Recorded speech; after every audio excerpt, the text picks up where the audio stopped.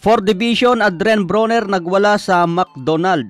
Bad trip si Adrien Broner sa isang employee ng McDonald. Nagdrive pa na nakahubad mga tol, di ko alam kung pwede ito sa Amerika. Dahil bad trip si Broner, hindi ata nagustuhan yung pag-serve sa kanya ng pagkain. Kaya pumasok ito sa loob ng McDonald na nakahubad. Kinumpronta niya yung isang employee ng McDonald. So buti nandun nata yung manager. Hinarangan si Broner at tumawag agad ng pulis. So ang angas talaga ni Broner mga tol, no? Parang hindi pa rin ata na disiplina ito eh. Matatandaan mga tol, nagkaroon na ito ng kaso. Kaya pag nadagdagan pa yan, delikado dyan si Broner. Yung ginawa niya nakahubad tapos nagdadakdak sa employee ng McDonald, eh pwede siyang maharas dyan. The guy up front. Huh? For real, man. Don't be spending my shit, man. Hey, my boy. Who cooked this, my boy? Because I'm about to check my shit right here, my boy. So what happened? I got to check it right here to make sure ain't nothing wrong with my shit on. You need a shirt to be. Hey, man, relax, my brother. You relax. Man, which one of y'all did that, bro? So, Come holler at me, my boy. calm down, or I'm gonna call the cops for you. Man, I ain't worried about no cops. I'll buy him too. Okay. My boy, come holler at me, my nigga. Or I'll come grab you up back there, my boy. Sir, can you put down a record? Nah, hell no, we gotta record this, cause this is crazy. Hindi pa rin nagbabago si Broner, malakas pa rin ang Amats. May kartada nga po si Broner na 35 wins, 24 KOs, may 4 na talo. Unang tumalo sa kanya si Marcos Maidana, natalo via unanimous decision. Pangalawang talo kay Sean Porter, natapos din yan sa unanimous.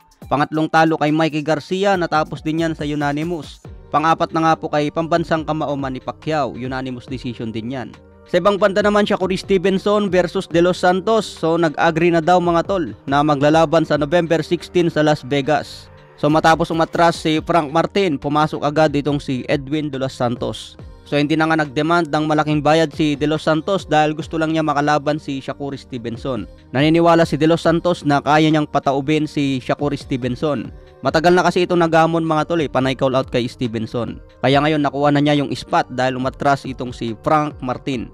Sa ibang banda naman, request ng maraming fans, dapat maglaban na lang daw si Marlon Tapales at Cuadro Alas Casimero. Kumbaga mga tol, dedepensahan daw ni Marlon Tapales ang kanyang belt kay Casimero. Kung sino ang panalo, ito na lang daw ang lalaban kay Naoya Inoue.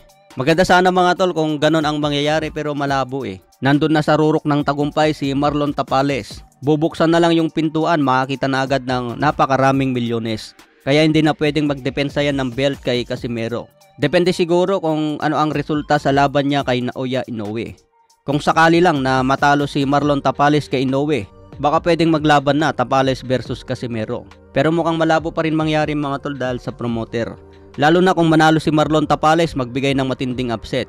Mas lalo na talaga ang hindi papansinin si Casimero. Kaya maganda gawin ni Casimero ngayon mga tol, umakyat talaga sa ranking hanggang maging mandatory. Kung sakaling mandatory na si Casimero at hindi pa rin lalabanan ni Inoue at umakyat ng division, pwedeng abangan ni Casimero yung mga ibabakanting belt ni Inoue kung sakaling siya ang maging undisputed. So abangan na lang po natin mga tol yung mga karagdagang updates. Maraming salamat po.